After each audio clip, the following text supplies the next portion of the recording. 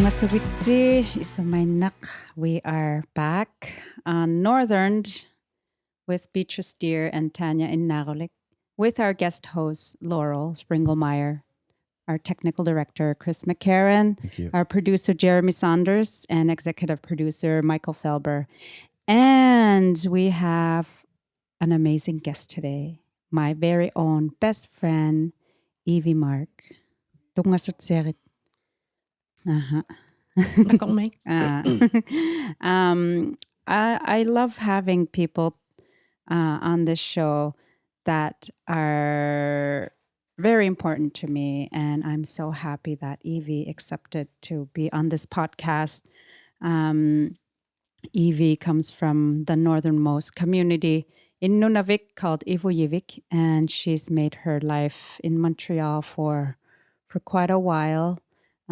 She's one of the strongest Inuit women I know, and I very much look up to her. We talk pretty much on a daily basis. I learn a lot from her, especially about throat singing and Inuit culture. And I really can't think of anyone else who has more traditional knowledge, Inuit traditional knowledge, as a young woman. So I don't know about young. Well, let's just say that you have the same kind of knowledge as an Inuk elder does, and you're not in age an elder yet. Okay. Yeah, extremely talented. She could easily be a high couture designer, but her passion is really in teaching Inuit culture. So we're going to talk about that. So let's get right to it. Evie, it's weird talking to you only in English. I know. So yeah, we're talking in English because we are looking at our broader audience. Otherwise, Evie and I only speak Inuktitut. We work together as simultaneous interpreters, which is also another thing that I learned a lot from her, because it was actually her who asked me to try simultaneous interpreting, which I thought is like, I can't do that. Like it's a very hard job. No, I can't do that. But with her encouragement, I did, and now it's been a few years that I do that. So anyway, I took it away again. Evie, okay. It's another great topic to include in this podcast. Yeah, we can talk about that. Yeah, simultaneous interpreting. Let's start with that then. I was last week I attended simultaneous interpreting workshop, and our trainer said it's one of the most challenging cognitively challenging job in the world. One of the most challenging cognitively in the world. And can you talk about that, Evie? Our language it's in a fragile. I find that it's in a very fragile state at the moment, because our language is changing so rapidly, and we need to keep up. Because it is changing so rapidly, we have 3 different generations of Inuktitut speakers of levels. And we have our elders, the very few elders who only speak in their mother tongue. And then we have my mother's generation, who were forced to go to school and residential school, and who were taught not to speak their language. So a lot of them forgot their language. And so then there's me, who was taught in Inuktitut because of the James Bay and Northern Agreement, which is another podcast subject that we're not going to get into because it's so political. But then, so if you look at these 3 different generations, and let's look at them in 3 different generations in a throat singing point of view. So let's look at my grandmother who throat sang in an igloo, in her, I don't know, sod house, tent, whatever you choose to imagine. But she lived a more organic life, the Inuit way. And then there was my mother who was taken away, practically kidnapped by the missionaries and forced to lose her language. And then there's me, and she was, it was from my mother, she wasn't allowed to throat sing.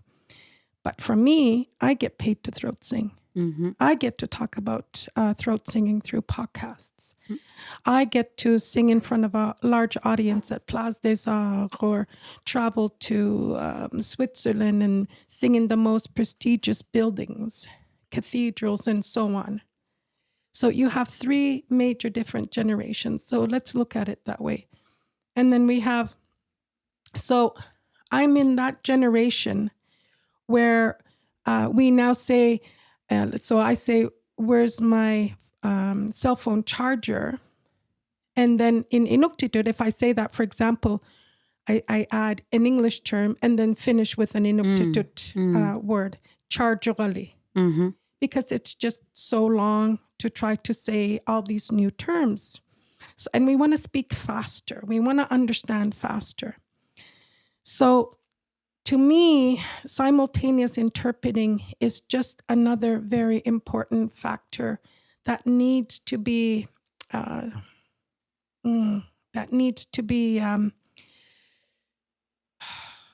mastered or experienced by as many young people as possible.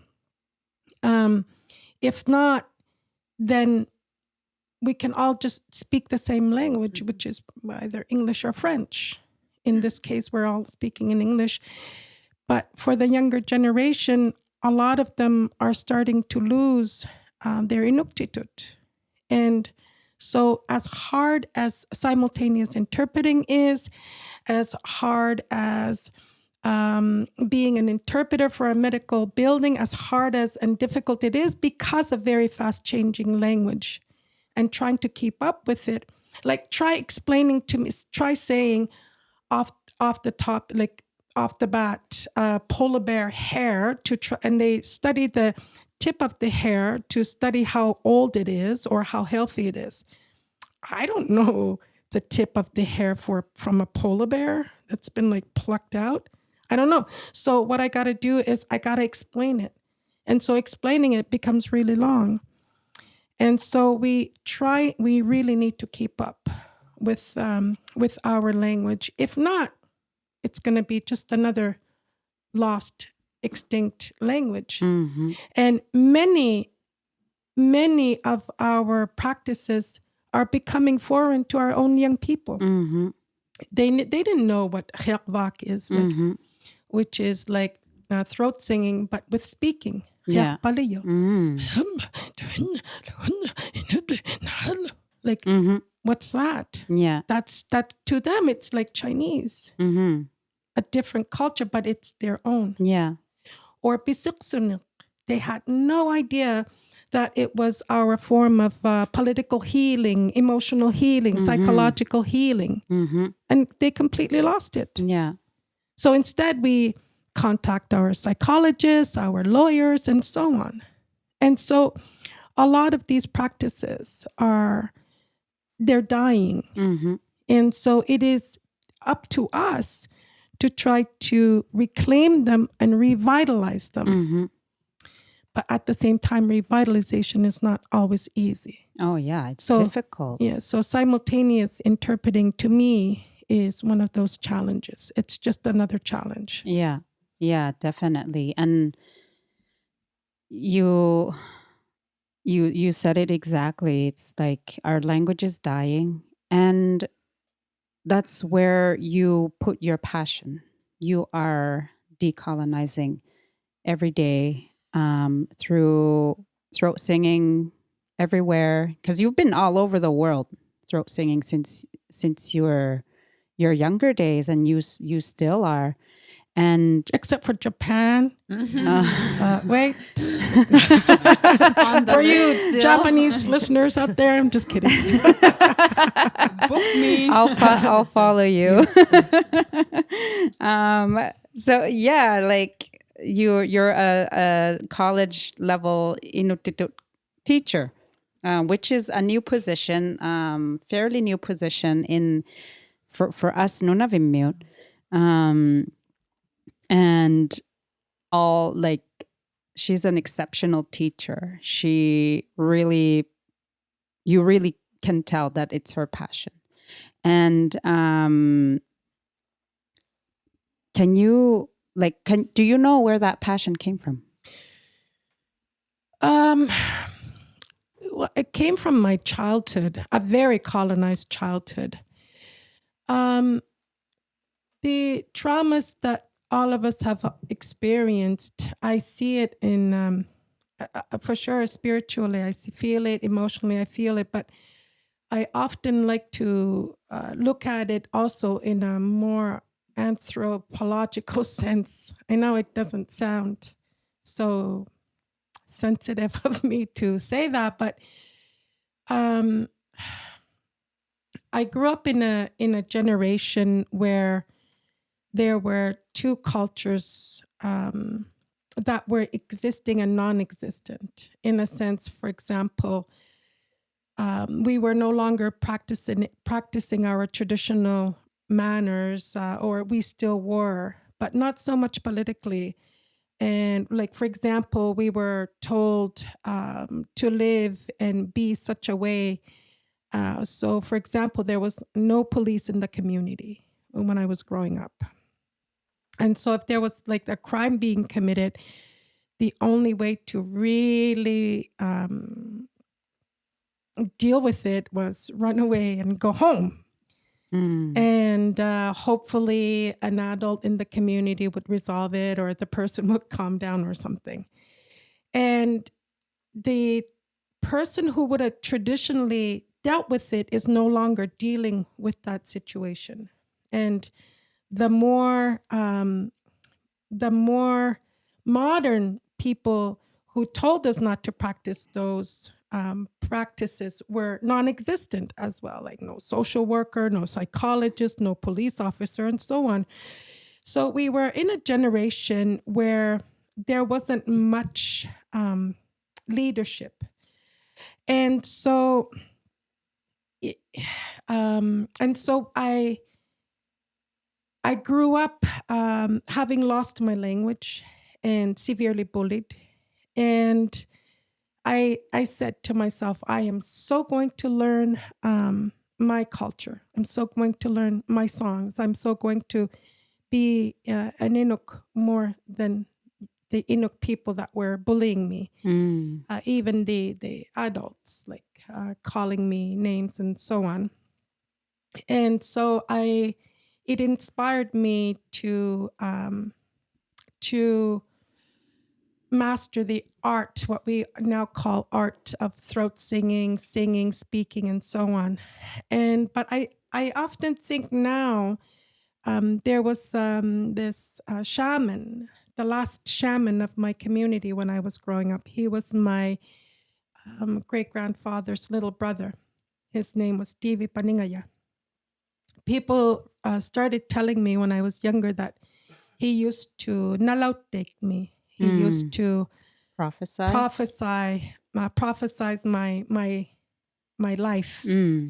And he told people when I was just a baby that I was going to be in like a box, inside a box, and it turned out to be like a television. And he used to, and I was just a baby when he was prophesying that, and he would tell people. And when I started hearing about it, I was like, like whatever, or a little bit nervous because we dare not talk about shamanism, Yeah.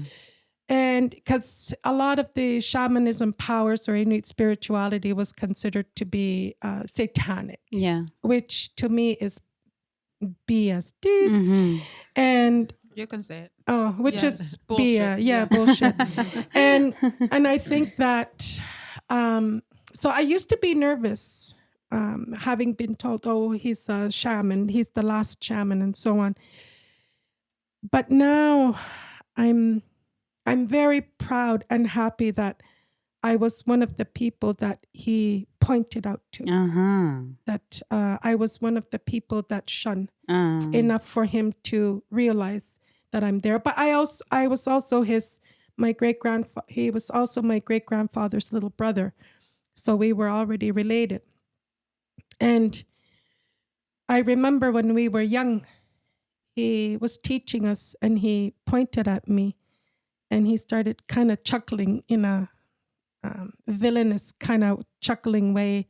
And he said, that Inutak of mine, that granddaughter of mine, she's going to be an Inuktitut speaker stronger than any one of you. Wow. And I had lost my language, so I could barely talk. So, and he was kind of laughing.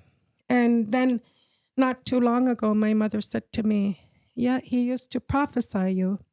He said, you will be Evie mute. Evie no pigiyaw lang ayo. She will be the people of her.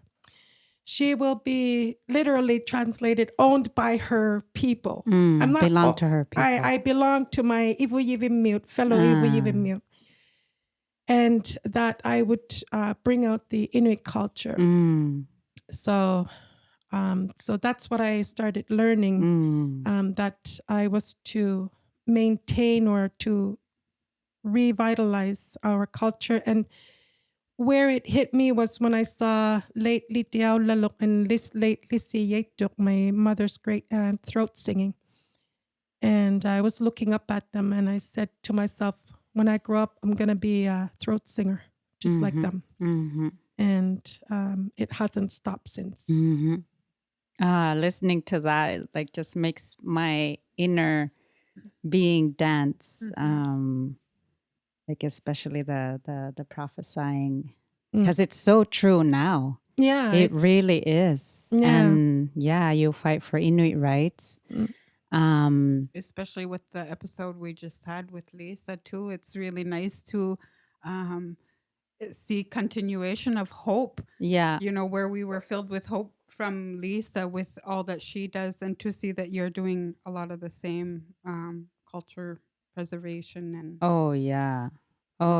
Like she teaches at Nunavik Sivunit Savut, and these students come from all over Nunavik. This program is very new, and it's in an effort to promote higher education and promote success in post-secondary studies, as we've maybe not talked about so much, but we have no universities or colleges in Nunavik. So all of our students must come down to live here and study. And a lot of these young people have never spent a long time away from home. So you can only imagine how difficult that must be. And I mean, I lived it. We lived it. It's very lonely. It's a culture shock, and you're isolated, and you now have to plan absolutely every detail of your schedule. Whereas up north, we're not so governed by time, because our communities And are so money. small. Yeah, and money, and like we have our families. When we're hungry, if we don't have much food, we go see our family, our friends. We support each other with our kids and everything. But then you come down and like you live in a concrete world, and traffic rules everything, and it's scary to learn your own independence away from your close-knit family. So Nunavik Sivunit Savut was created to help support Inuit students, so they can be in a classroom together, learn together, grow together, and especially go deeper in education about their culture, because there is nothing more grounded than knowing who you are, where you come from, and your ancestors, and your cultural identity. So can you if you can talk about like how the students are when they first arrive, and then how they leave at the end of the year? We had an elder come in. Well, I don't know if he wants to be called an elder. Sorry, Peter, Nick. I love Peter. Peter Nick came into our class, and there's something that he said that really struck me. And he said, when we lost our culture, it hurt so much. And he was referring to the residential school because it's done enormous amount of damage. And so he said that revitalizing is not going to be easy. It's going to hurt as well. And but the only way to reclaim and to get back up is to take back what you have lost. And you're going to take back your identity. But now you have to start making an effort to bring back who you are, your culture, your identity, your language, to reclaim what's been hurt inside. And he said it's going to hurt. So it comes out. And I remind my students, remember what he said. And I also remind my students too, at the same time, that you're very strong. Another elder from Kangaksol, Susie Morgan, she said, young people, don't think that you're not as strong as we were. You are much stronger in a sense where you have seen so much hurt, emotional hurt, psychological hurt, and yet you get back on your feet. A lot of these hurts we don't see in our lives, but you see those. You see a lot of trauma that you should not have seen. And then she said, that's the reason why you're really strong. So I remind them how strong they are as well. And I said, you're not here to become designers. You're just here to touch, feel, smell, learn, speak the garment that you're making. You're feeling your face. And you're not only learning the tools that your ancestors did, but you're also bringing back, seeing their strength through the recreation of the hullik making, the stone lamp making, through the drum making. You're learning how strong they were. Resilient, I think is the word. When they faced so much hurt, Inuit people, through the severe changes that they went through, but also the epidemics that they had, the pandemics that they faced without any kind of support. And yet they kept getting back on their feet. And how did they do it? They sang. They bisuksuk. They celebrated. They sang love songs. Every child had a love song. Every child. And one child could have like 5 or 6 love songs. Every relative, every friend, every whoever would sing beautiful love songs to a child. No matter how or short it was. There was always a form of celebration. So through that's my goal for them, is to learn that. And they do learn it. And they do learn it. They do learn Yeah, it. we cannot just academize the Nunavik Sivunitsavut. It cannot. We need hands-on. So they learn how to build a hayak from scratch. Obviously, I can't teach it, so I got to invite specialists, young specialists.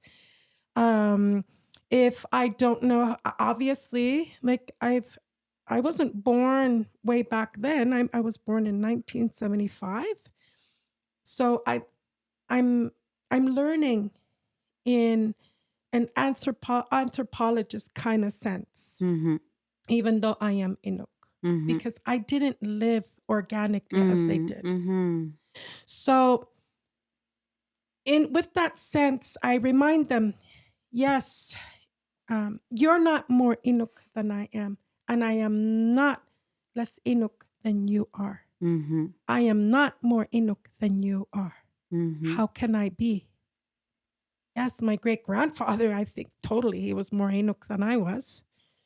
Not so much by the measurement of the blood, but by the ways he lived. Mm-hmm. But I'm not like that. But I can still pass on these very important skills. Mm-hmm. And Like, values. yes, like the stone lamp. Obviously, I don't need it. I got a light switch. I got a Mm-hmm. heater. I can burn wood if I want to, but I don't want to because I don't have the insurance for that. But what I'm saying is like, in a symbolic sense, we need to revitalize. If we don't, what do we have to offer to our youth in this very difficult time that our youth are facing Mm-hmm. with the highest this and the highest that in Yeah. Nunavik? Yeah. So we need to give back. We need to give back their culture, their identity. Mm-hmm. And we need to show them that they are as privileged as any other Canadian in Canada. Uh-huh. Yeah. And just as important. And just as important. Mm-hmm. Evie, you mentioned twice Bisuksunik, I think, or Bisuksu. Could you explain what that is? Yeah, Bisiksunik is a form of a battle song. It's kind of like a rap battle in a sense, where there's, in a rap battle, I'm not going to start teaching you about rap battling because I don't rap battle, but it's kind of equivalent to that in a sense where there are, you get together in a big center, and this one, it would have been in a haggik. It could have been in a sod house, depending on the season. It could have been in a snow house, but it was a haggik. It doesn't matter what season it was a center, gathering center. And you gathered to resolve an external or internal issue. If it's an external issue, two egoistic men would battle out their issues with one another. So they would use very aggressive, sexually aggressive vocabulary. Degrading. Yeah, degrading chorus. But the tune would be like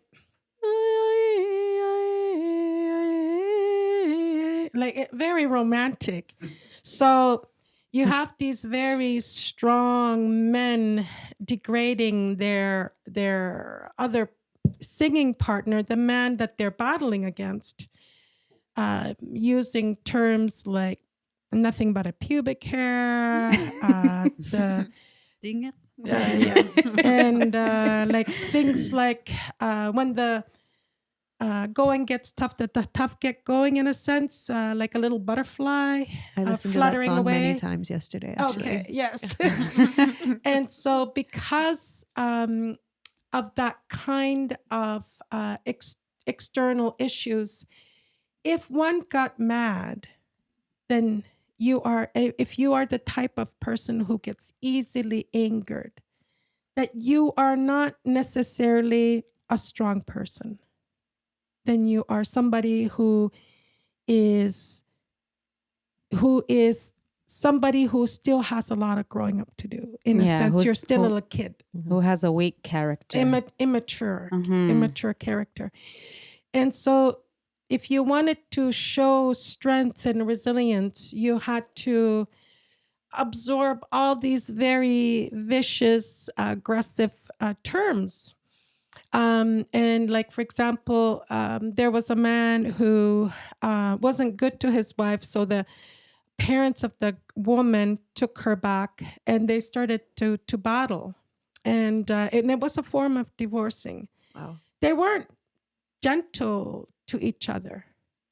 They resolved it right then and there. Through a song. Through a Not song. physical. Not Not a physical. physical battle. Wow. Yeah. They would also have a physical battle, but not fist fighting. they would use their fist and hit each other on the temple. Yeah, the side of the fist. I Yeah. mean, not like No, not the head knuckle. on, but On the side. how would you call this? Wallop. Yeah, what is You that? would get And so walloped. the other man would have to like stand in front of they stand in front of each other. The other man says, "Okay, I'm ready, hit me," kind of attitude. And then if the other one falls and gets back up, the other man takes turn and they hit each other on the temple until the other one gives up. And there's a scene exactly like this in the movie Attanak Joat. Okay. And so to learn about it. And then they would pisiksu. So if I were to start, I don't know, singing a pisiksuk song, I think right away I'd start laughing. I don't know if I would take it seriously. So, but you also had to try to be intelligent with your rhyming and or take a tune from your not your enemy, but your opponent, and your opponent's tune, you would take it to add it to your own song, to use it against your opponent, and go back to your song. Kind of like, Mary had a little lamb, twinkle, twinkle. Mary had a little lamb, little lamb, little lamb. Twinkle, twinkle, little star. And then go back to Mary had a little lamb. Wow. So they would also do that to use it against them. So it was amazing how this form of conflict resolution songs were used in order to resolve issues in the community, but also internally too. If you were heartbroken or you were pissed off that you were relocated to another area or land, and so you would sing it and or use it to sing it to repent. Maybe perhaps you stole something.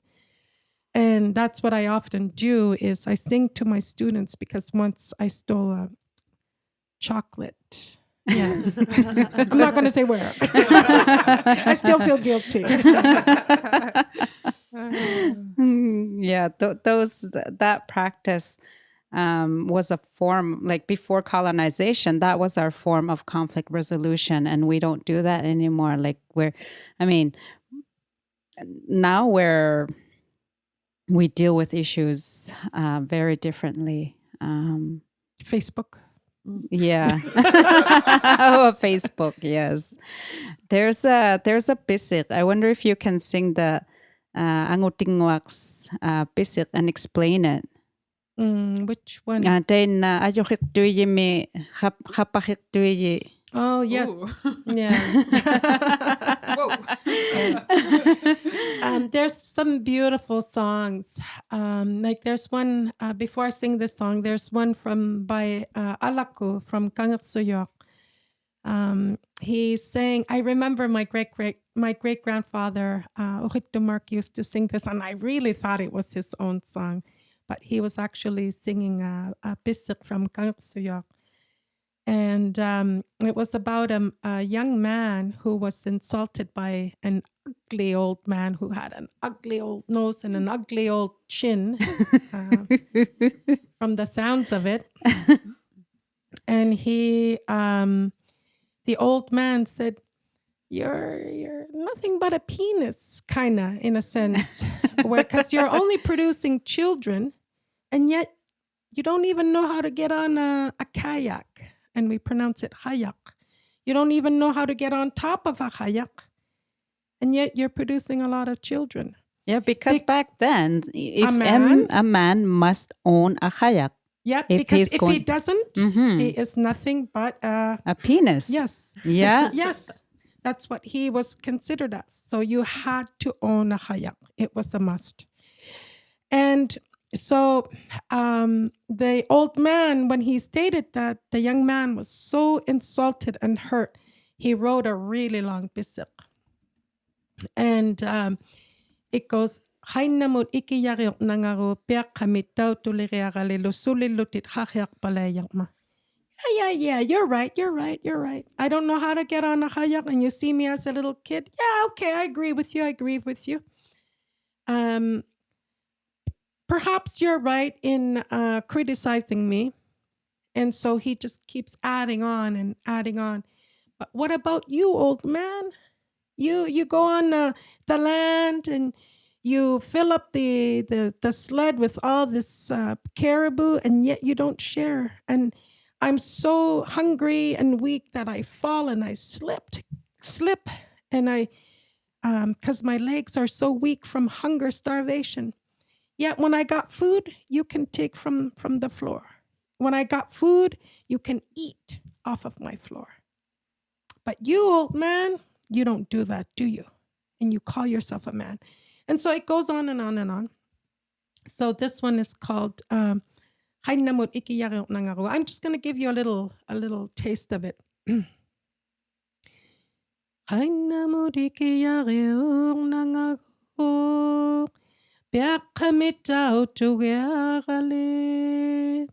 Sulilutit haheak palay yang mauna pearang ang itumikisanita hutukalwagavit. Sikutumi maksung ayaw hutimenin nagolo alungin na itugolo alungin na ya. Nihigago tigwin na utilugo, nihigago atwin na utilugo. Una atakamut ang umasum ng inipin sugavili ya sugavili ya sugavili ya. So this kind of singing literally resolved issues. And I tell my students, imagine if we did that right now. Imagine. Yeah. It's like the opportunity to be as truthful as you want to be, and you're allowed. Yes. Mm-hmm. Yeah. And you have to like keep your cool, not to start laughing right away. Because that was kind of like the intention. Like we let it all go, but then we finished with laughter. And then Angutingwa, who I'm related to actually, and Nalikarulok, who we're related to as well. What a name. I know. That was his nickname. His Okay. real name was Makikak. But his Inuit often gave nicknames that wasn't so kind. Yesterday we were talking about actual names with Yes. Lisa. Okay. Yeah. But we didn't get into nicknames. Okay. A lot of the non-Inuit people were given nicknames. Like for example, that missionary dude guy who gave the Inuktitut language, the syllabary inventor guy, his name was Edmund James Peck. He was from England, and he was a missionary. And he competed to convert all of Nunavik as fast as possible before the little Anglicans, the little Catholics in his eyes, converted them. They were competing. And so that guy who excavated or took away all the Inuit political, traditional, customary laws, after he took them away, even Inuit tattooing and so on, Pisiksunik and so on, and he converted the Inuit people. The Inuit people nicknamed him Uhammak, the wise one who speaks wise words, or the one who speaks too much. In this case, I think he spoke too much. Yes, I agree. Yes. So anyway, so Makikak kept telling Angutingwak to say, hey, you're going to go to hell, because he'd been converted to Christianity. And it was at that time when Edmund James Peck had gone up. This must have been late 1800s. He arrived in the 1873 through James Bay. Yeah. And he didn't stay in locations too long, because the Catholics were coming. They were competing against each other to try to convert and control as much land as They should possible. have sang together. And so he went up and he converted the Crees. Yeah. And then he learned how to speak Cree and write in Cree. And then he took their syllabary and gave it to the Inuit people. Inuit people often think that this is how we've always written, but no. We've always had an oral history. Yeah. Our knowledge was passed on orally, but we were given this Inuktitut syllabary language in the early 1900s, and the first Bible that was translated and published was in 1912, the Old Testament. And that's how he was able to convert the Inuit, is to learn the language, give them a written language, so that he can convert them faster and much more powerful. Mm-hmm. So Makikak, who was nicknamed Innaarulik, meaning Nalikak is the crotch, the little crotch, because his pants kept falling down because he was so skinny and fit. And so Innaarulik, little crotch, kept saying, "Hey, Angutingwak, come on, man, you got to convert. No more 4 of your wives." And people say 5, some say 4. Because Inuit people practiced like having many wives and polygamy, and they practice polygamy, and women practice polygamy as well. There's another word for that. I don't know. When it's women? Yeah. I don't know, actually. Yeah, I forgot the word, but Yeah, there's I a wanna know that word. word. But I often tell my students, like if it had been in the past, I would probably have like 3 or 4 men. Same. That's too much work. Way too much work. Polyandry. Yeah, polyandry. Polyandry. Yeah. So they practice polyandry and polygamy. And so he wasn't about to let go of his children. He wasn't about to say, I'm going to leave my wives. No way. He's a real man. Only real men, real women who can provide had many wives, many husbands. Yeah. Very strong men, very strong women were able to do so. And Yeah, so because there was like a hierarchy kind of system too. Absolutely. In our ancestors. Yeah. And he was, Angutingwak was able to provide, and he was super strong. So he practiced polygamy, and his rival, who's his idlok, ironically, idlok meaning the other half, like our shoes are pairs. So he's my other pair, my other half. And he kept saying to him, you got to convert.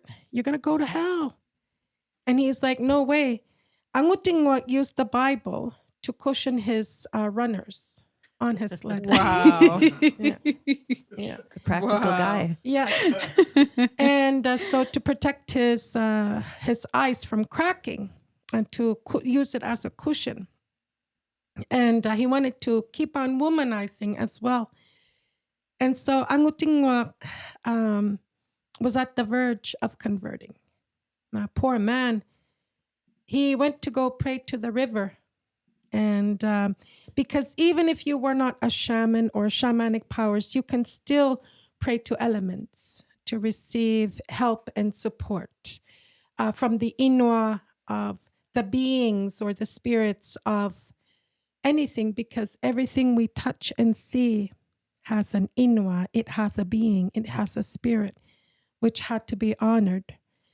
And so he went to go pray to the river, and he prayed to the river to say, help me wash away that man, as if, because he is nothing but a little sperm.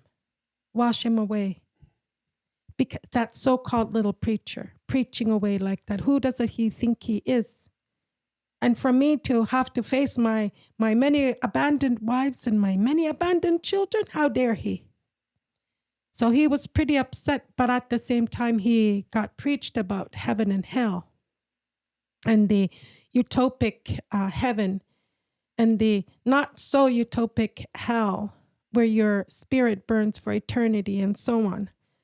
So he was pretty scared. And for Inuit people to be so spiritual like that, to easily believe in hell where there's this demon who's going to take away your spirit. And when you touch fire, it burns. So imagine your spirit burning for eternity and in pain for eternity. So for sure he got scared. We are a very spiritual people. So when they were having a battle song, he sang a pisik song. And it goes like this. And I hope I honor him. Every time I sing these songs, I'm like, I hope I'm honoring you. But sometimes I think maybe they're just laughing away. I don't know. Or they're like, aw. That's what I hope they're doing now. Yeah. So this one is Hanuklitugun na nililauklanga. How can I say it or express it? Ay, ay, ay, ay, Hanuklitugun na nililauklanga. Ay, ay, ay, ay,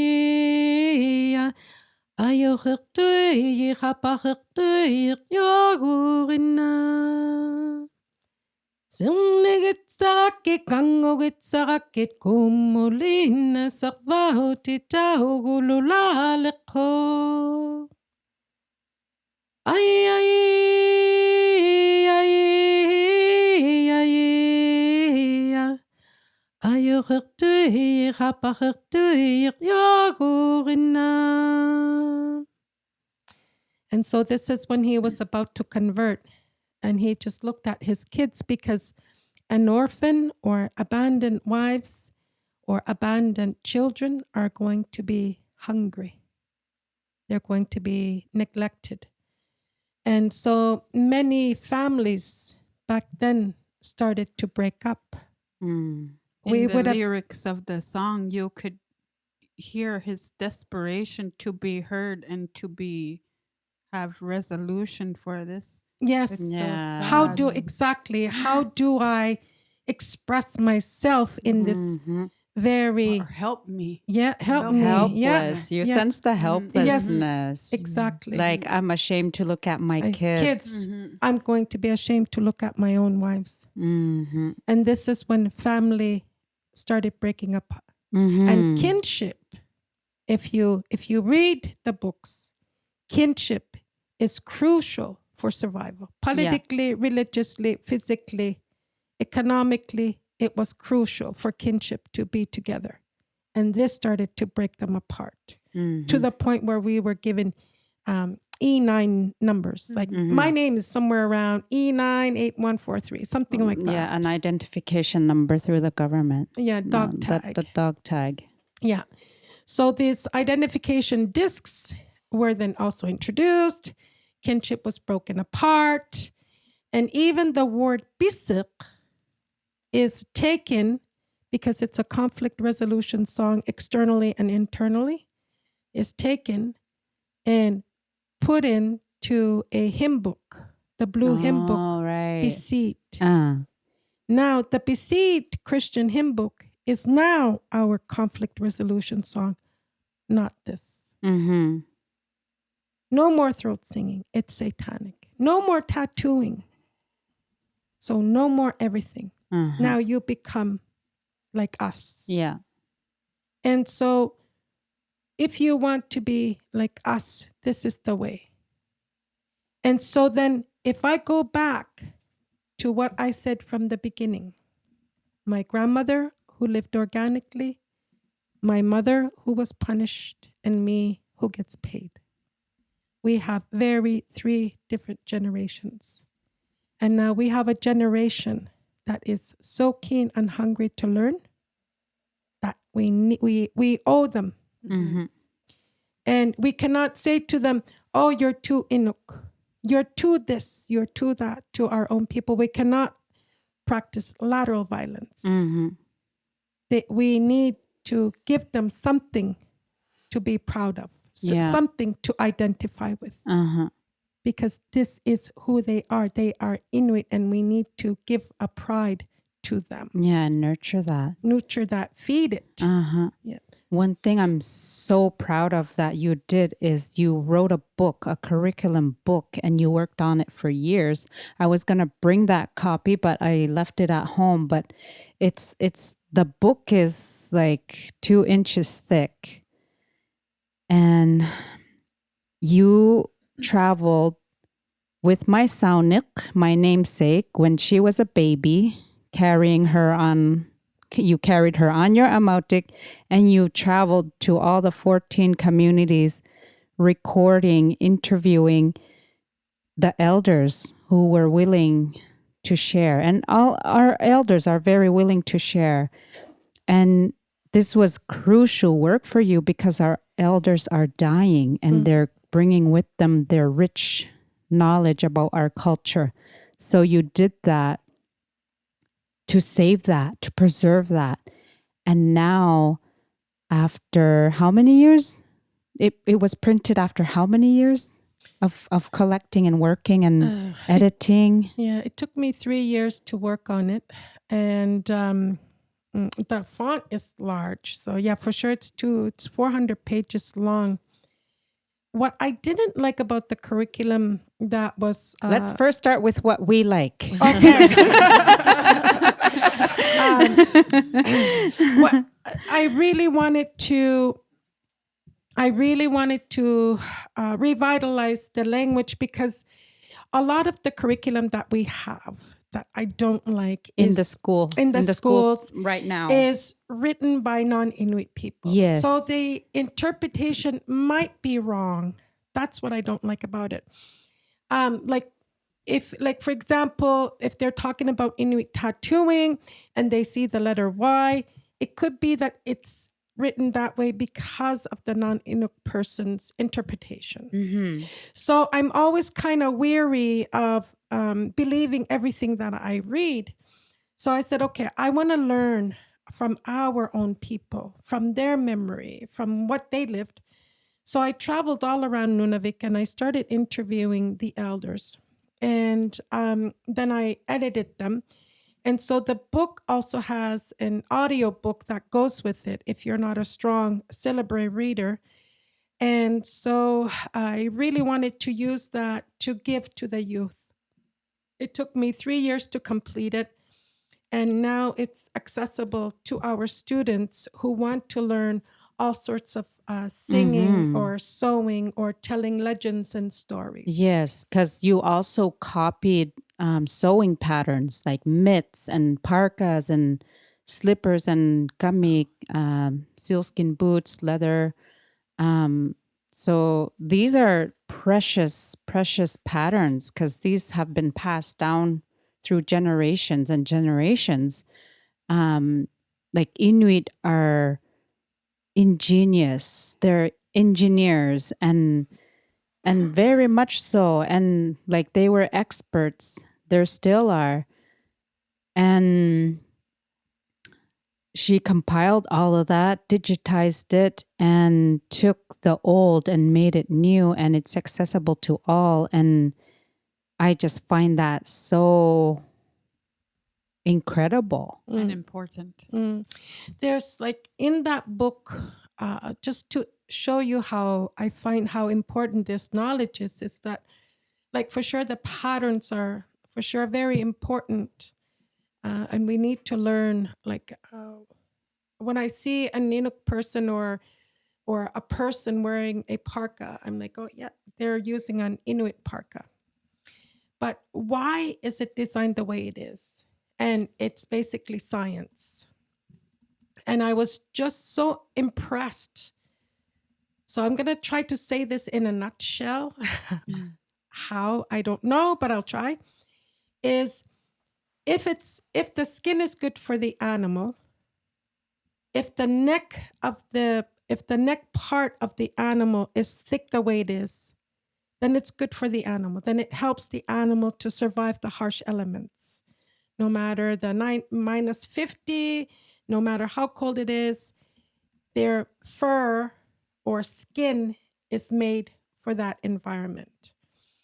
And so, for example, if the legs of the caribou, if the skin is thin, because it should be that thin because it keeps the body temperature regulated. And it's thicker on the top. It helps the temperature of the animal to be regulated. Same with dogs, same with every animal. So the Inuit people's concept is if it's good for the animal, it will be good for us. So they mimic exactly how the pattern is made. Right. Wow. So the back of the legs for our legs, Okay. the front of the legs for our arms, and so on. Yeah. So if you think like that, then it's going to be good for us too. And even the seal has waterproof, the ihaktik, the black part. So the black part is the water skin. of the skin is waterproof so that the water doesn't seep through and goes into the intestines and so on. So they use that black part of the skin to make waterproof boots. So you just have to think exactly the way the animal is living and to be like the animal. Science. Exactly. Absolutely. Nature. Yeah, exactly. So then but the designs prolong the material on how it's cut and so on. And then, but there are some other practices that to me were even foreign. There was an interview that I took from the Avatar Culture Institute that was saved, and it was recorded by this French guy, Angleur, Saladin de Angleur. And he interviewed an elder from Inuit, and the elder kept saying,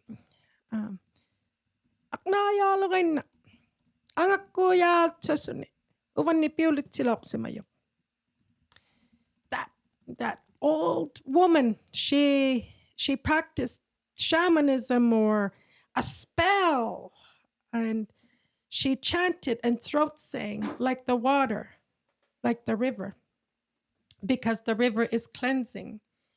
So her spirit became cleansing, and she became part of the river to heal a very sick, dying child. So this interview is with the old man who is still alive, and he's saying, and he contradicted himself. She was just joking. It's all fake. It's all fake. But then again, that's why I'm an old man. That's why I'm old. It's all fake, folks. And he keeps doing that, and he keeps repeating it.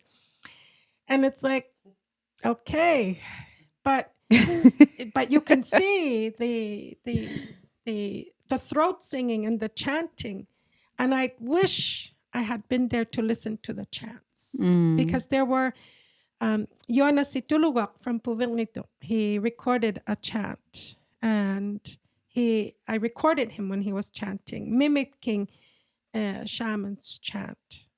And I don't want to play around with this, but like he went like,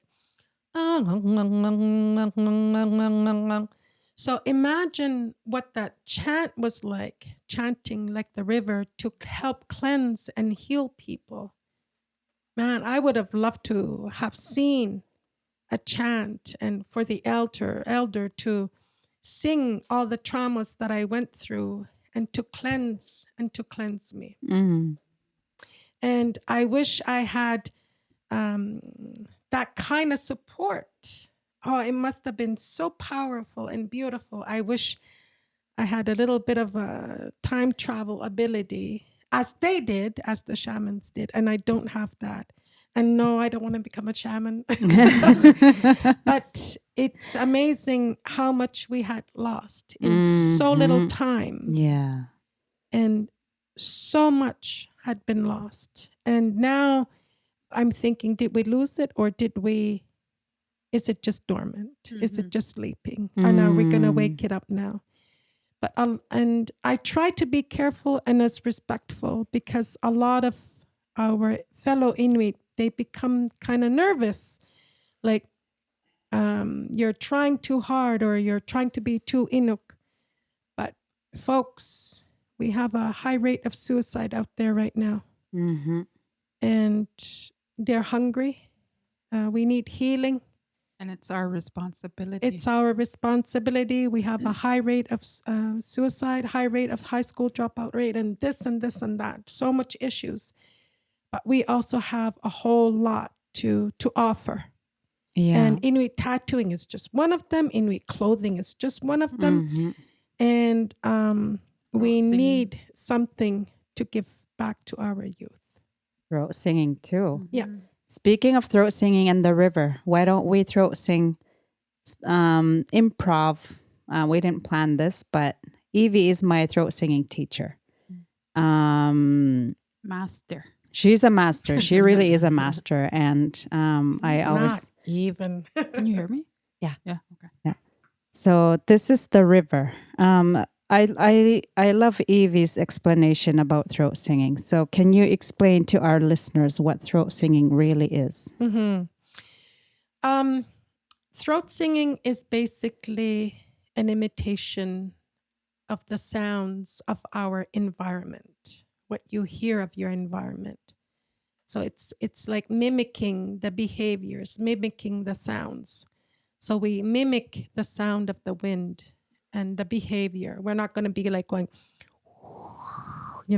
but we're going to mimic the behavior of it. It's always so funny when you do that. And also like the river. And there's also stories that were told about the little dog and how he survived.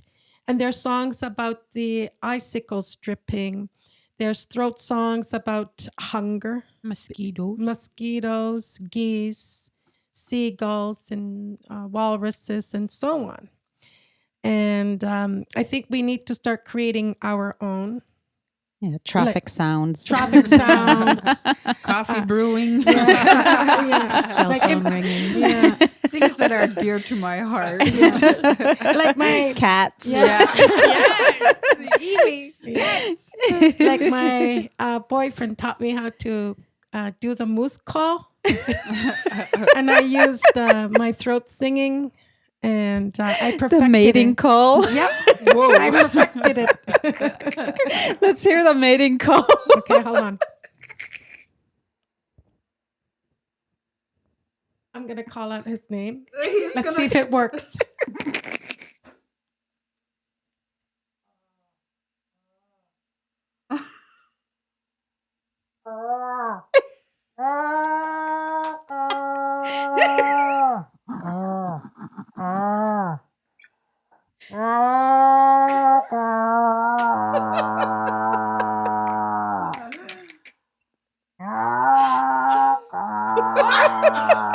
Oh, here he comes.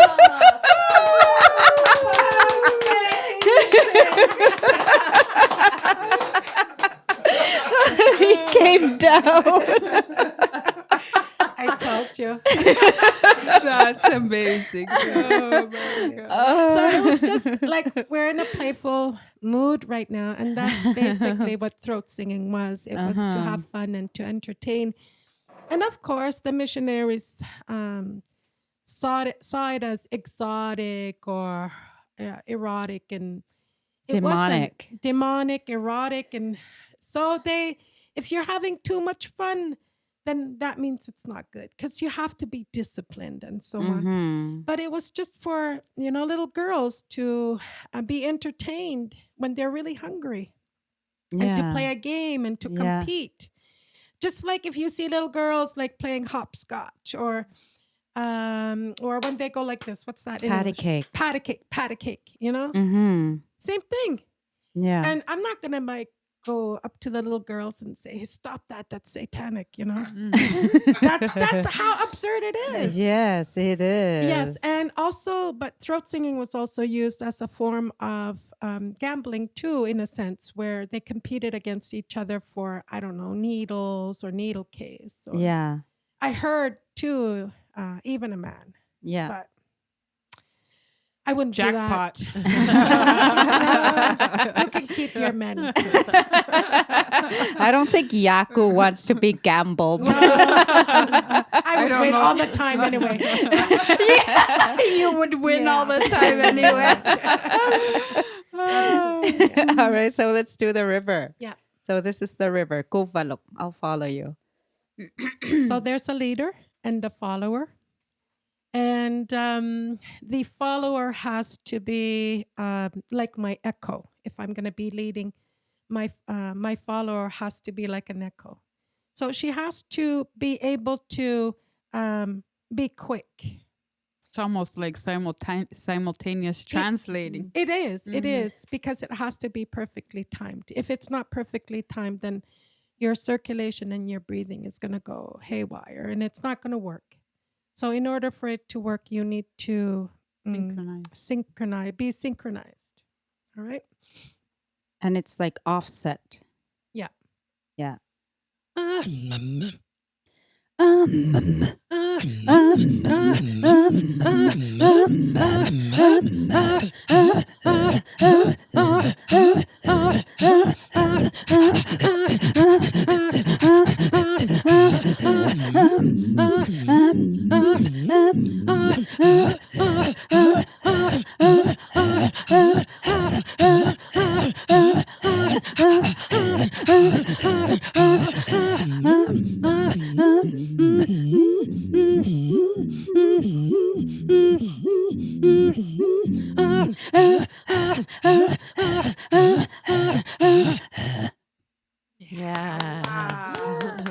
The one where we close our mouth, that's always like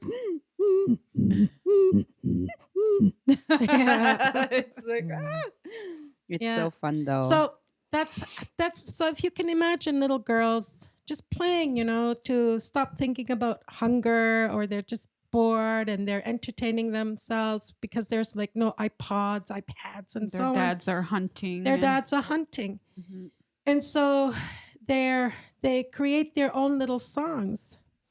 And, like they're just innocent. And they're just having fun and imitating the sounds of the nature, of Mother Nature. Yeah. And just playing with it to see who would outdo the other and who would start laughing first. Yeah. And that's how innocent throat singing is. Yeah. Yeah.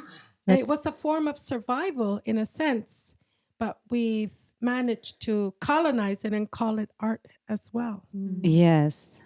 Yeah. And like, this is something that I'm so hanok, blessed and honored that we get to go around the world to sing, to throat sing and represent our people and our culture, and get paid to do it when our grandmothers were shunned and shamed, and punished for this. And that's like our work today is decolonizing and explaining what it really is. It's part of who we are. It's in our history, and I mean not just history. It's who we are. It's what we live today, and we're still waiting for Evie to record her throat singing album. I've applied, and one finally I got accepted, and I'm doing the other application now. You got accepted for one grant? For one grant. Okay, good. So that's a great start. And so I'm really looking forward to it. I want it to be simple, and yet I want to add a bit of fireworks to it and so on, just to try to inspire the youth. It's not in me to create album after album, but to create this one album to say, hey, if I can do it, you can bloody well do it too, and you can even do it way better. And you can learn from this. Mm-hmm. And my throat singing partner and I, Akinisi, we even created a video on how to learn to throat sing. And it's a fun little video. And for Inuit. Yes, that's a very delicate topic. Ooh, yes, a touchy. I used to be kind of nervous to answer non-Inuit who wanted to be taught how to throat sing.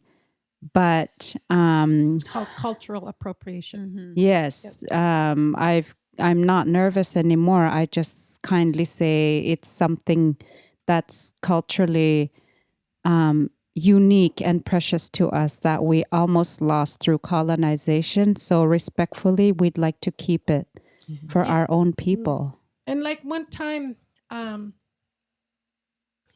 when the throat singing was recognized by the Ministry of the Quebec, Is it cultural ministry or by the non-tangible historical? tangible and non-tangible material to be recognized and protected by the Ministry of Culture. Yes. And so the Quebecois music, throat singing, and the sash, the flashe, was now protected, the tangible and non-tangible practices in Quebec.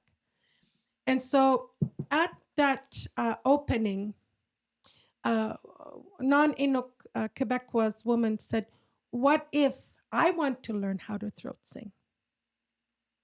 So I thought and I felt, and I said, okay, I'm going to be honest to them, to myself. And I said to her, my grandmother's children were taken from her, practically kidnapped. My great-grandmother's form of tattooing was taken. Throat singing was shamed upon and discouraged from practice, and it was disowned. So many things. Pisik was banished, like literally stopped. And so if you shamed and took away so much, and now you want to take again, says a lot about what we believe when we talk about reconciliation, that this is not reconciling. This is taking again. This is the continuation of colonization. Yes. So if we really want to say we're going to decolonize, then let's respect each other's culture. So that's always my message. Yeah. Like, it's called cultural appropriation for a reason. Yeah. Yeah. I love that explanation. Mhm. Thank you so much. Now, would you guys want to hear more throat singing? Yeah. Absolutely. Let's do Anore, Anore? the wind.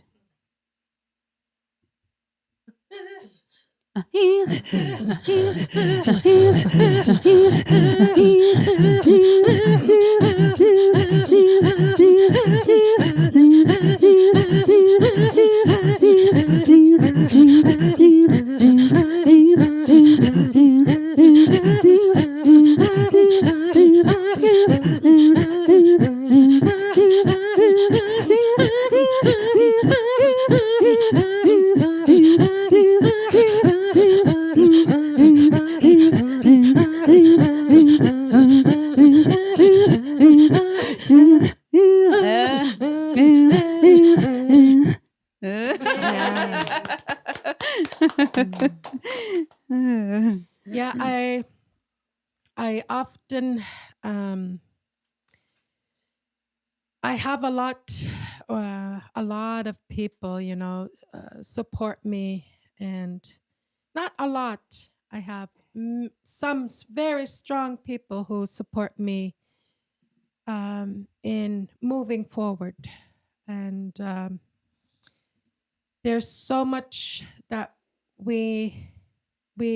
there's so much yet that we need to revitalize, that we need to take back.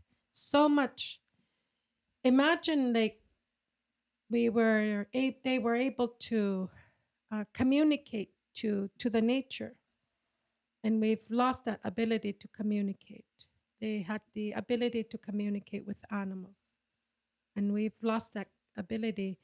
So I think that we really need to reconnect to the roots of the land, and reconnect to our kinship, And for sure, there's many practices that I don't want to take back. Like what? Oh my God. Like putting a woman who doesn't want to be married and strapping her onto a hamutik. Like my grandmother, A sled. a sled. And my grandmother didn't want to marry my grandfather, but she had no choice. There was a woman who went to watch a wedding that's taking place at the church. Oh, we talked about Yeah, that. and then she went to the church, and the woman was given. A woman said, "Give me your outfit." Took the outfit from the woman, put it on her stepdaughter, and said, "Go get married. You're gonna go get married now. Listen to me." Oh my God. And she's in her, 70s, late 70s, early, not even 80 for sure.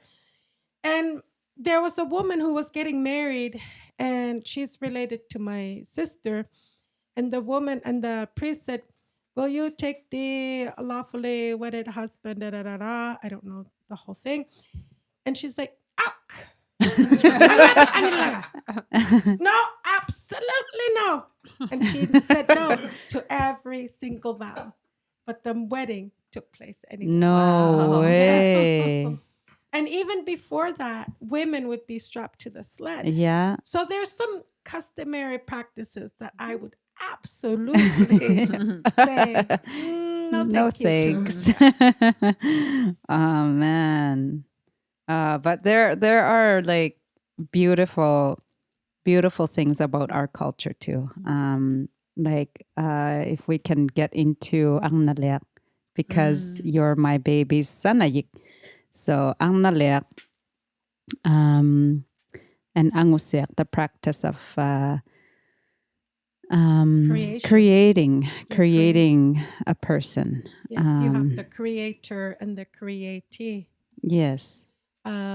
This practice was saved. This is a beautiful story. When in the beginning of time, I'm just kidding. I'm just kidding. I'll tell you how it all started. The Big Bang. Yeah. I'm just kidding. When a baby was born, the woman, the midwife, naturally became the creator. The sanayi. The sanaye. The sanaye, the literal translation is creator or Builder. Maker. and construction craftsperson. Somebody who creates, makes, builds. So you're going to build a child. You're going to build this child, and you're going to give them a path. So with her daughter, my Innaarulik, I gave her a path. We worked a lot with love. We worked a lot with listening. We're going to listen. We're going to observe, and so on. I also turned her in to be a tomboy, somebody who will be resilient and won't take any bullshit from anybody. And you sing to her. And I sing to her too. And I call her other names too that I won't repeat here. It got me. And I often sing to my Innaarulik. And the creators back then, the midwives back then, had to kind of like not prophesying, but giving them a rite of passage. Like, this is going to be your passage. And when it happens, to shine, to boost that path, to make a stronger path, to make your stronger path, whatever first you did has to be given to the maker, to the creator. So the createe, if they kill their first bird, catch their first fish, their first caribou beluga, even their first fly or mosquito, given to the creator. And so this practice is a beautiful spiritual practice, and it was saved because the missionaries were not there during birth. It's too intimate to be watching a woman giving birth. So because the missionaries were not welcomed, we practice reincarnation as well with names, giving a namesake. Like my daughter, her name is Beatrice. Her name is Agnatuinak Beatrice, and she's named after Beatrice Deer. And so my daughter and Beatrice Deer become one. They look at each other through the mirror in a sense. Yeah. They become one. So my daughter becomes her. And she gains all her kinships. Yes, and gains all her kinships, gains everything about her, even her characters, even her weaknesses and her strengths. They become one. Yeah, and there'll be times when, like, we both live in Montreal. We're best friends. We're very connected. And when my Saunik was a baby, she would be fussy, and like Evie would call me and be like, I don't know what's going on with your Saunik, but she's pretty fragile right now. And I'd be like, I've been an emotional wreck all day long. And it would happen every time. And we believe in those things. There's this strong bond that's not physical. Yeah, the string. It's connected. Yeah. And they would bond together. So when you get a Saunik, a namesake, then it gets bonded by touch, by Saimunik. And that magic then comes to life. The bond then is created. And so there's these two practices of creation and createe, and Saunihaknik, the act of reincarnation, or the act of becoming one in spirit, with two people becoming one, was saved because the missionary was never welcomed during birthing. And this is the reason why it is so strong to this day.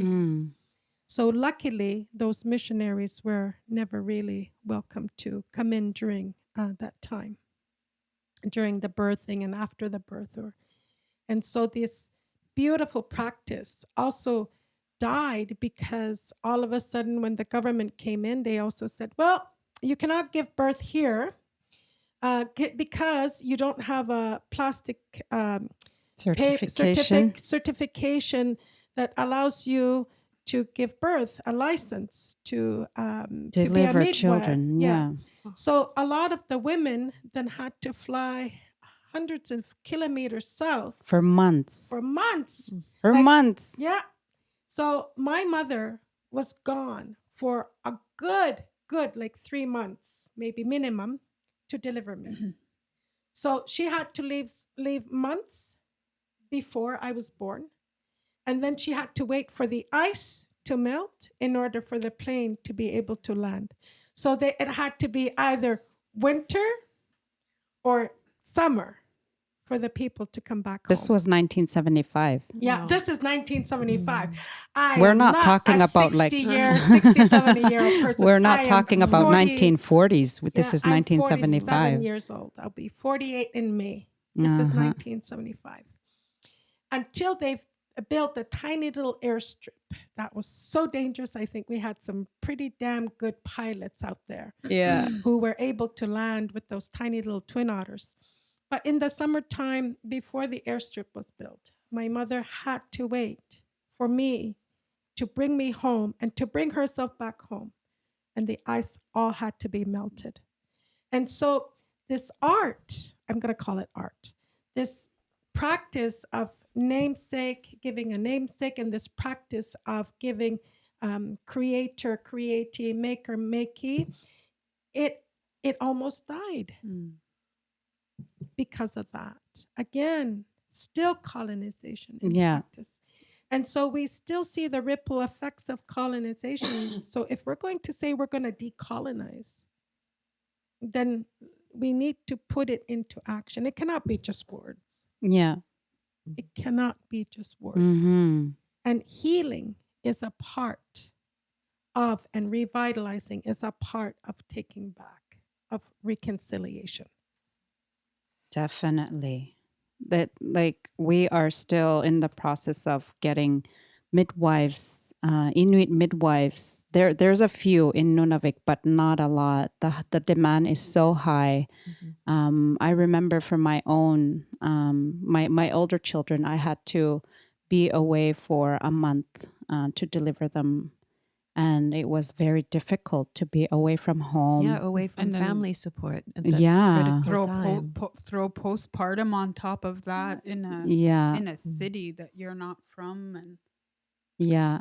It's like me taking you up north. Yeah. To have a baby. No, Have I a can't baby. imagine. I can't imagine. It doesn't make any sense. I It doesn't know. make any Sorry, sense.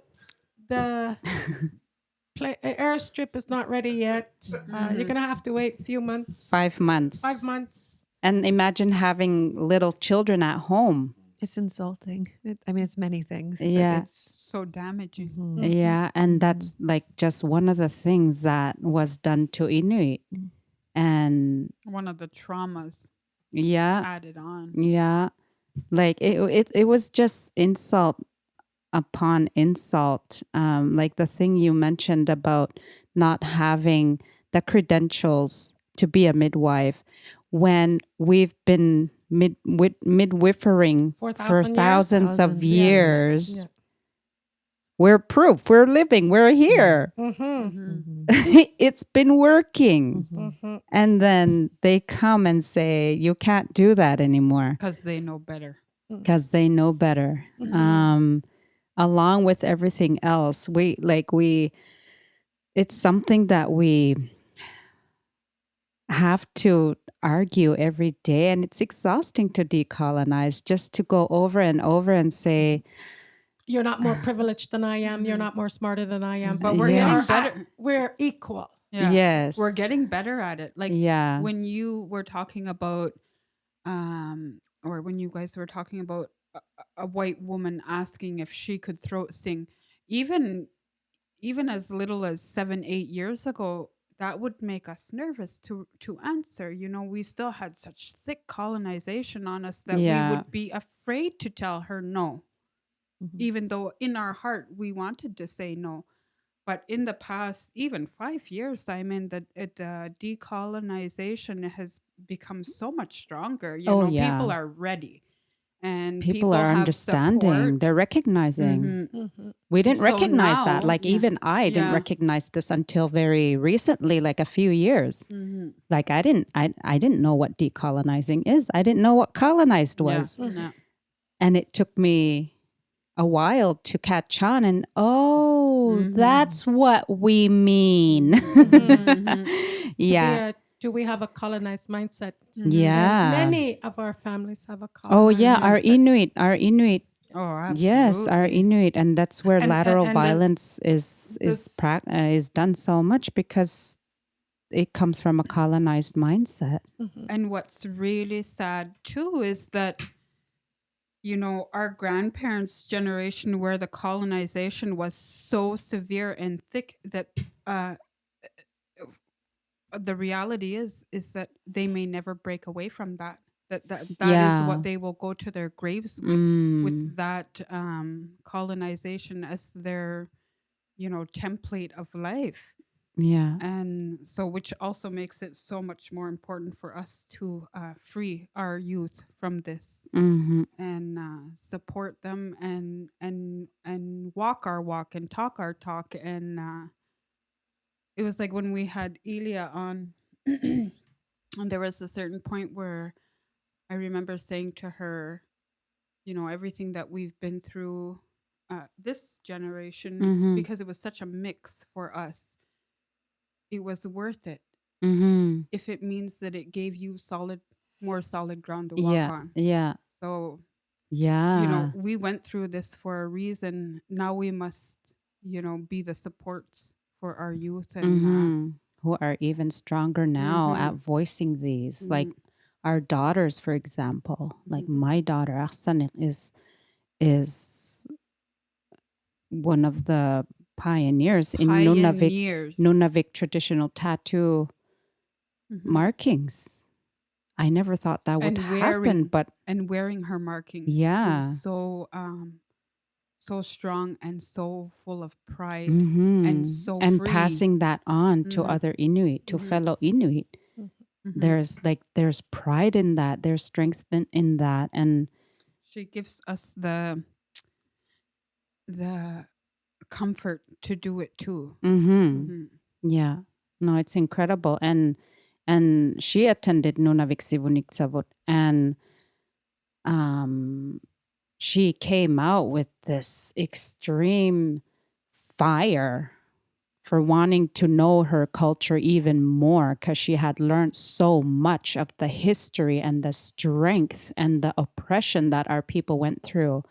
And then she's just on fire. She travels around the north giving cultural workshops to young people. And it wasn't easy to learn it. It was hurtful to learn it too, Painful. because they had to learn about like the dog slaughters and so Yeah. on. The So it was suffering. painful. The suffering, the extreme Here's- suffering. Yeah, here's an example of what cultural appropriation is, and what Tanya was talking about.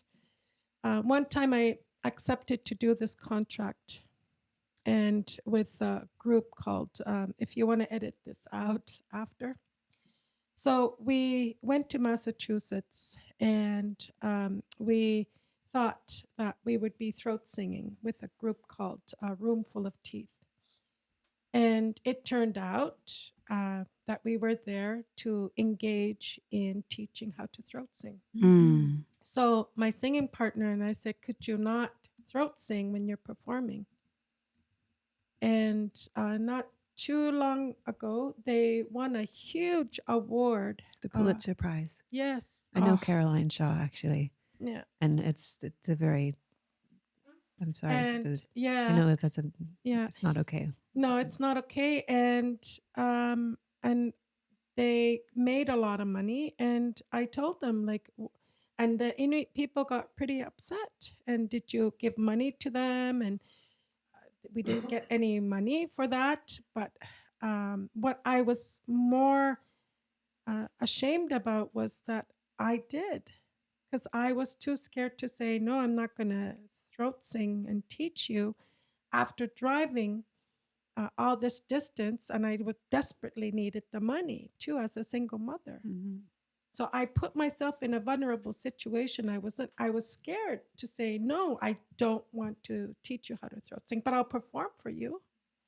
I'll teach you about the importance of it, how it came to be, and so on. So it brought a lot of tension, and it brought a lot of discomfort for my throat singing partner who had taken part in that. Mm. And to this day, I'm pretty upset when we specifically said, do not throat sing, please. And I wrote to the organizer, or to the director of that group, and I said, and he tried to say, like, I'm sorry and everything. No, I specifically told you, do not throat sing. And you did anyway. That's cultural appropriation. Mhm.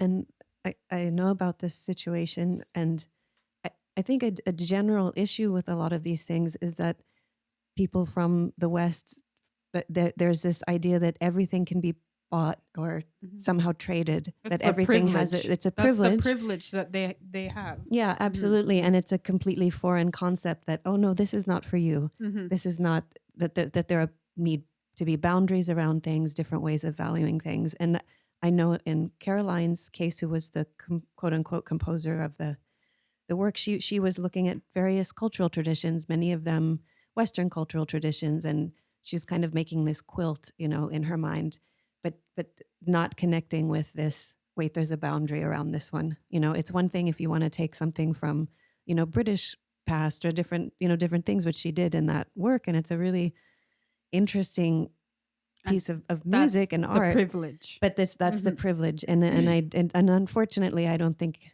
it was dealt with well afterwards. Also, No. and it's Yeah, because the Inuit people got involved, Mhm, and I felt so horribly bad. mhm, Like, mhm, how dare I? And my singing partner felt exactly the same way Mhm. too, and I felt bad for her. mhm. And I tried to say, do not feel bad. We were so desperate for money to survive. It was part of our livelihood, and our you were vulnerability. You were caught was off taken guard. and our vulnerability was taken for granted. And probably very manipulated too. Probably. So I, like today, I'm not afraid to say no. That's cultural appropriation. Unfortunately, I have a lot of respect and honor for the elders who raised me and who took good care of me to the best of their ability.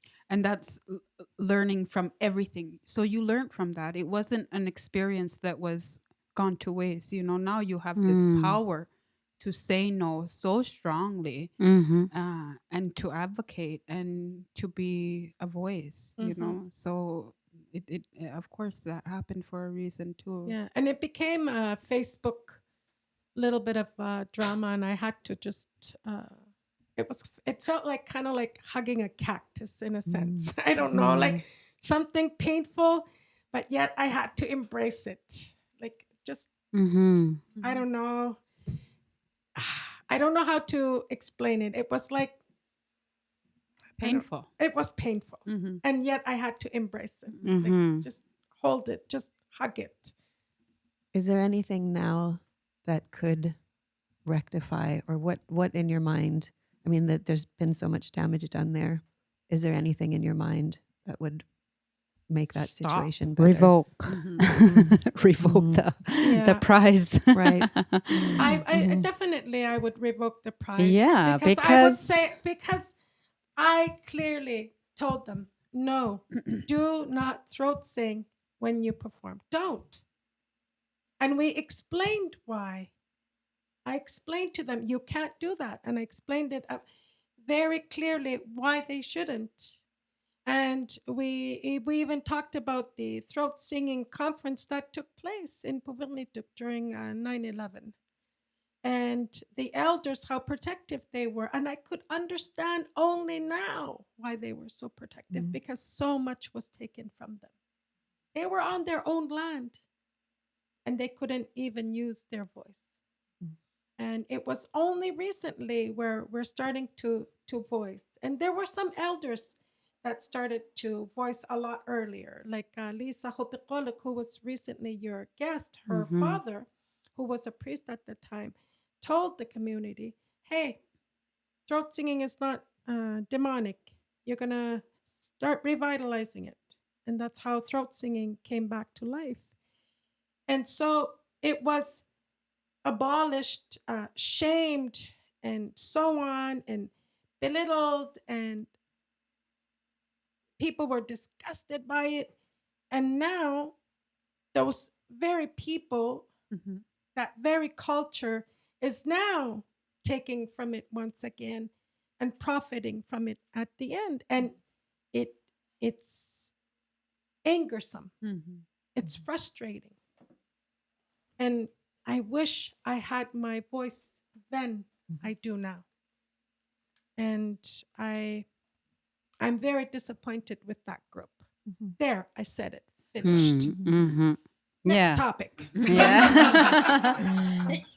Moose calling.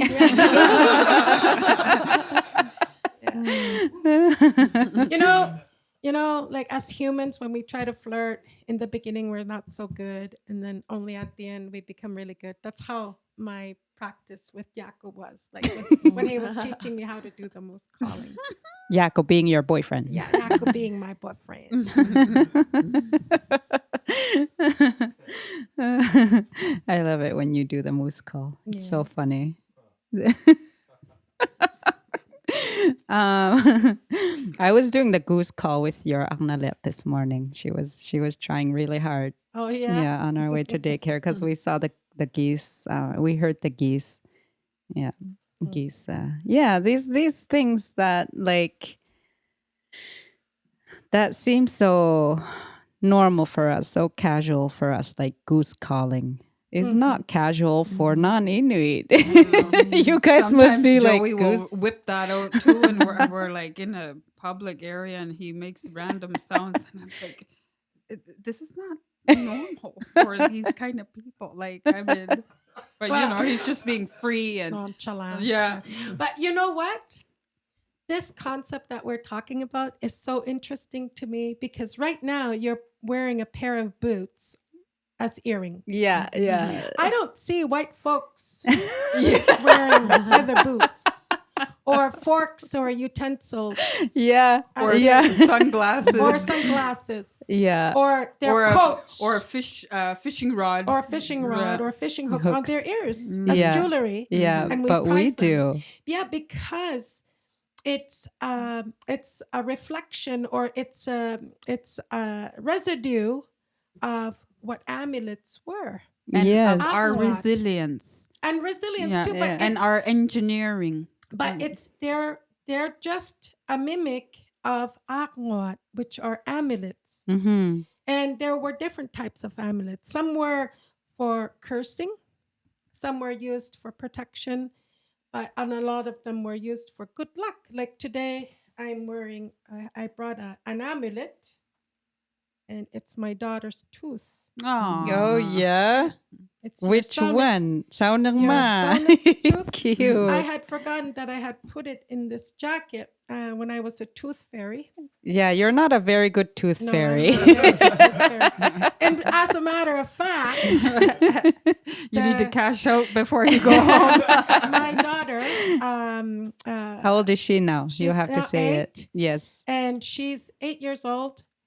And I was like, shit, I gotta go under her pillow. I was falling asleep because I'm 47 years old now. So falling asleep is a very natural thing to happen for you young folks up there who didn't know that.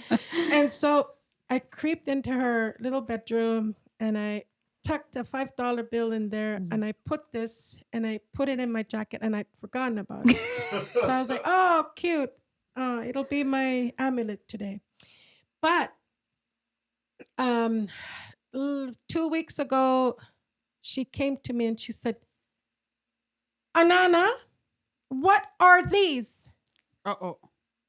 Oh, Anana is mother. mother, Mm. what are these? And she had little treasure boxes, plastic boxes full of little teeth. And she just found out. So, yeah. You got busted. Busted. What did you say to her? Yeah. I'm sure it was a creative story. No, it was. I'm the tooth fairy. It's time I finally told you the truth. You just ruined my life. She said. Oh my God. She doesn't know about Santa yet? No. No, we'll keep it at that for now. Make sure she doesn't listen to podcasts. So anyway, these little amulets, they were either a small form of carvings. You practice, you find what you seek. So if you're hungry and your family's starving, the man would start carving out miniature animals, maybe a caribou or a seal. Because if you're seeking it, you're going to find it. And if you start planting it, it needs to be fed. So it's going to come to life. So there's a saying, meaning, oh, look, they have found what they sought. So in the Inuit culture, that was the concept with Aqwan, amulets. It's So like the law of attraction. it is the law of attraction. And let's say if you were pregnant and you wanted your fetus to have a cute nose, you're going to put an amulet on your belt to make sure that your baby has the cutest nose. If you want to have protection or good luck when you're going to go out seal hunting, you could put seal teeth and sew them on the inside of your parka. So Inuit people always had some form of little figure or bone or a piece of something on them, necklaces, earrings, and so on, to bring forth what you're seeking. So I see kamik, sealskin boots. Yeah. The most Or it could prized. symbolize what you're seeking for. Maybe you're seeking for beauty or womanhood. What is it that they're symbolizing? Yeah. So a lot of what we wear, I believe, is a reflection of the amulets that we often Yeah. put on. Yeah. I made those earrings. Yes, by the way. I was about to say these are designed by Tanya in Innaarulik. They're gorgeous. Yeah. And so a lot of these artworks are, if we could go back a little bit to what we were talking about, which was Angwan. the law of Attraction. Was it? Is Yeah. that what we were talking Yeah, about? we were talking about how like we seek what we find. Yeah, like if we're hungry, we carry animal figurines and today it still reflects. Western people wouldn't have boots or Yeah. Yeah, exactly. like what's those boots? Uggs. Oh. Like they wouldn't. Ugg They wouldn't earrings. have Uggs on their ears. You Yeah. know. And in Greenland, they have a tupilak, which is an ugly little creature. And it would have been made by most creatures, or tupilaks were created by shamans. And they would chant to this little tupilak, put it into the water and give it life. But all this kind of practices with shamans often happened all over the Arctic because, like, we were a united people. We lived in more circular hunting areas. There was no such thing as like Nunavik, Nunatsiavut, Nunavut, because those were created by the government. Yeah. But we were circular people. So you cannot say, oh, no, you're doing it the Nunavut way. No, you're doing it the Nunavik way. We were in, you have to look at it in hunting ground, kinship, family kinship kind of And that's why our location. language is so similar, no matter where you are. You Yeah. know, Yeah. we were one. Absolutely. So, but that little creature would then be used to illusion or to curse somebody or to protect themselves. So there's a song where I thought this was a kid game, but it's actually a bisir, which is called Upatitukangukwa. And it's about the gathering of people trying to find out who in the room is a shaman in here that put a damn curse on my dog team. And my dogs are howling and their eyes are going in circles and they're going, they're going, meaning their eyes are going crazy. They become rabid kind of crazy. And so they're trying to figure out who on earth in this room cursed me. And I'm taking back the curse by nalautzik, Guessing. And then, so I thought it was a little kid game because there's a dance that goes with it. It's a silly dance. It's a very silly dance. And you have to make people feel a little bit awkward or laugh. And I often loved singing this song and have much older people dancing for me. And I especially have a memory of Humayeto, Mateusi and my aunt Meye Paningaya dancing for me. Yeah. And that's in Saint Jean Port Joli. Yes. And we sang, and I sang that song, and it's actually a song to try to pinpoint who in this room is a shaman. Can you sing that song? Yes. And at the end, the sinew that was used to wrap the shaman that was guessed upon, it was so powerful that the rope, the sinew rope, unraveled, went up in the air, landed as his animal spirit, which is a polar bear. And it goes like this.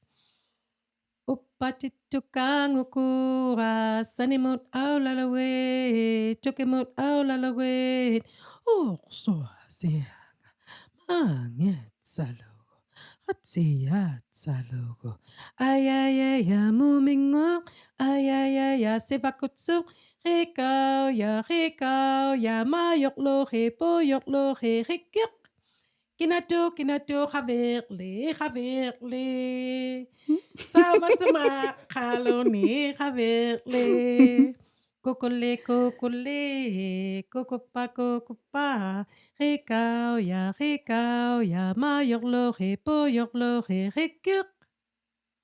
I That's love it. it. We should learn. My band should learn it so we can do it. Ooh, I would Yeah. love to see your band members doing the Yeah.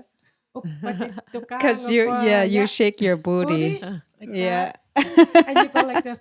Yeah, I could make my eyes go like that. Probably. Yeah, Let's see that. higher. Do it now. Oh, Yeah. okay. yeah. You would totally make people feel uncomfortable or laugh. Absolutely.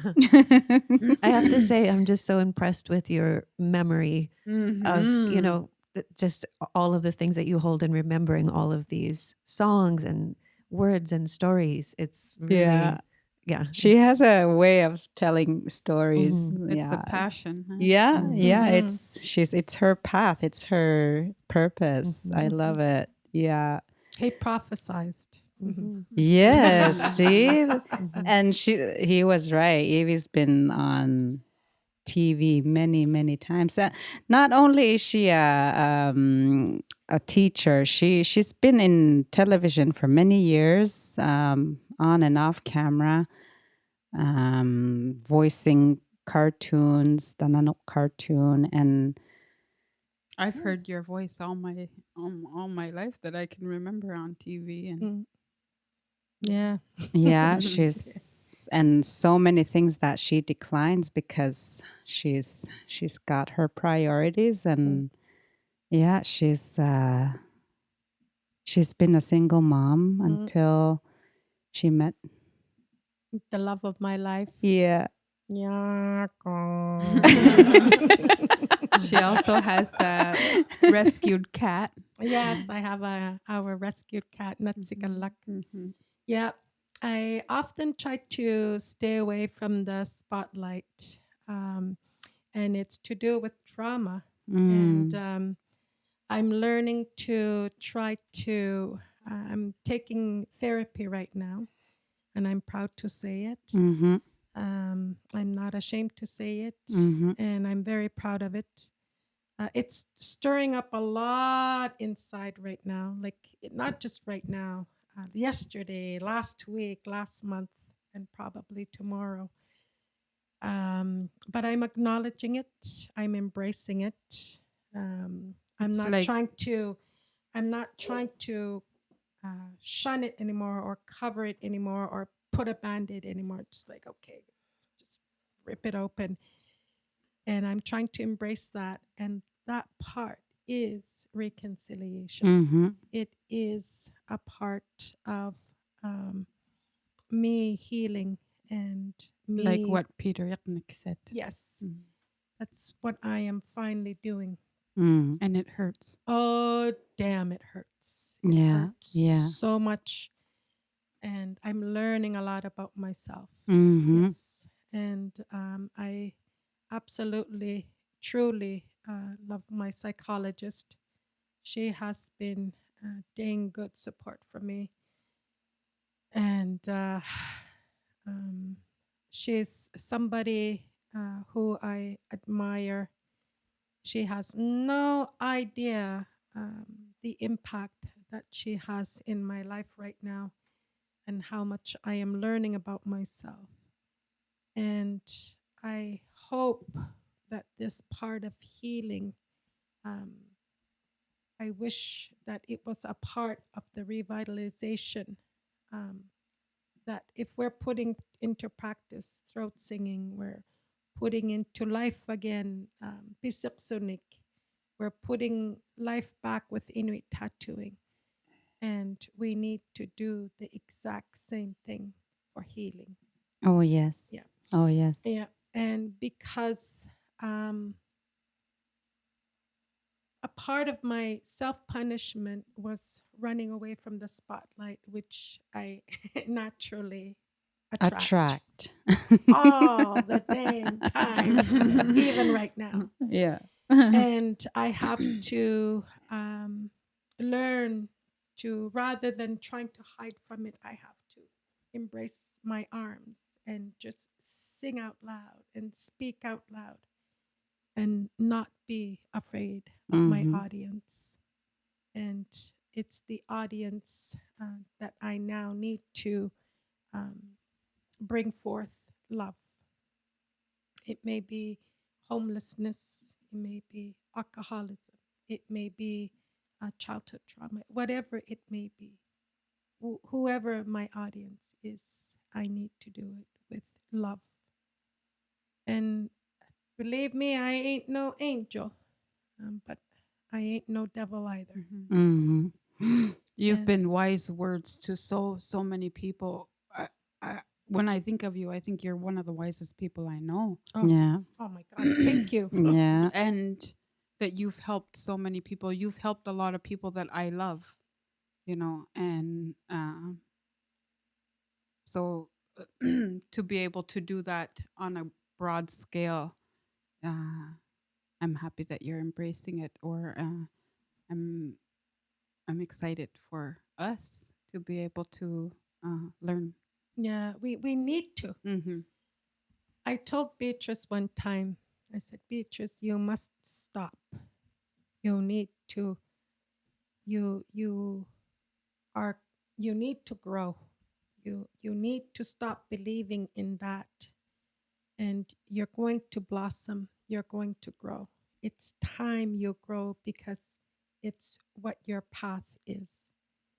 And I say that message to her, and I still encourage her, and I'm not surprised that she's doing so many projects now because it is a part of her path, Mm-hmm. and rightfully so too. Mm-hmm. And we need to embed that belief to our youth. It's so crucial, especially right now. And unfortunately, my daughter had to go say goodbye to her sister, Mm. her very young teenage sister. Took her own She life. took her own life. When our youth start getting that decolonized mindset, we have to be there to catch them Mm-hmm. because it's overwhelming Mm-hmm. And it hurts. and it bloody well hurts. And we need to be there for our youth because what they're going through is overwhelming. And we need to hold on to their hands and we need to support them. And this is what is called decolonizing and reconciliation. You cannot just use those words so easily. And doing our part. And us doing our part. We're Mhm. responsible. Yeah. And by non-lateral violence Oh, yes. and by supporting and loving our youth. Yeah. And being examples, and Yeah. it's Mhm. like it's like when I was talking about drinking in front of, I feel like people who come into the North, who are surrounded by people of the North, when you're drinking in front of people who are so extremely traumatized, you're a part of the problem, and so I forgot what my point is. I always do this. Somebody should write like a note when I go like far deep. But anyway, I mean, it's Yeah, just we're- being examples. We yeah, have being to be examples. examples. And when you're aware of the problems, it's your responsibility. It's our responsibility. Our not i- At a point, our tattoos were going extinct, our culture, our language was going extinct, but now it is our people that are going extinct. They are dying. Mhm. They are dying, and we need to do our part. Yeah. Mhm. We Yeah. need to Did it. decolonize, Yeah. and we need to better support our youth. Yeah. We don't need to. We're not there to save them. No. No. We can't. Mm-hmm. I've had enough of this savior stuff. We don't need saving, but we definitely need each other's support. Yes. And More to love. love Mhm. is the love. Mm-hmm. Mm-hmm. And by doing that is to love ourselves. Mm-hmm. Yeah. And that's something that that's a very big subject, is self-love, Mhm. self-care, and that's where we have to start. Yeah. And that's a touchy subject, but this is colonization, decolonization. Yeah. This is reconciliation, to Yes. reconcile. Yes. And I'm very proud to do that. But we also, once we decolonize, then we have to we cannot just decolonize and expect our youth to do it on its own, because it's overwhelming. It's very It's emotional. huge. It's huge. Then once they're decolonized, then we need to support them. Mm-hmm. And we need to be proud of them. And join the journey and Yeah. learn at the same time. Absolutely. And absorb the youthfulness and the new ways and and apply it all and take the good and Yeah. make Like- it And better. live. And not and tie women live. up to like we can adjust along the way. Like I saw there's a huge picture right now in Puvernito at the hospital. Beautiful picture of Teresa Ituk. Oh, and her her tattoos. And when I saw that, I was like, wow, now that is what I call a woman. Yeah. And there's a picture of her standing beside A portrait. of her self-portrait, of Uh-huh. her portrait. And she's standing strong, even though somebody said to her that those are Satan marks. Yeah. Yes. Literally walked up to her. An and- Inuk, a fellow Inuk. A fellow Inuit fellow Inuk. practicing lateral violence. Yeah. Mhm. But we're supporting her by saying, I disagree. I And love here's a 25-foot poster. of you, and it's beautiful, and I support you, Yeah. and I love you. Yeah. And I want you to continue moving forward and creating your own magic and believing in yourself. Yeah. Like throat sing as loud as you can. Yeah. Yeah. Yeah. Yeah. Amazing. Amazing. Amazing. I loved this conversation, and our time is coming to an end. Thank you so much, Evie.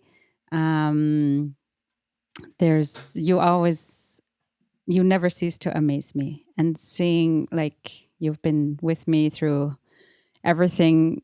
And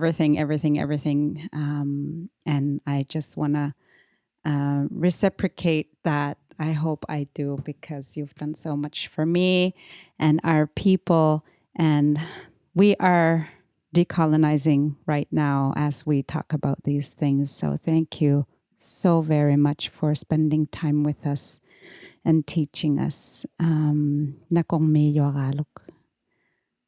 Thank you. Thank you. Oh, we didn't even get to the song because Oh, we yeah. talked But so you got much. to sing twice. Oh yeah. Yeah. Oh yeah. I semi-cried. I caught myself. This was a one tissue show today. Yeah. Just one tissue.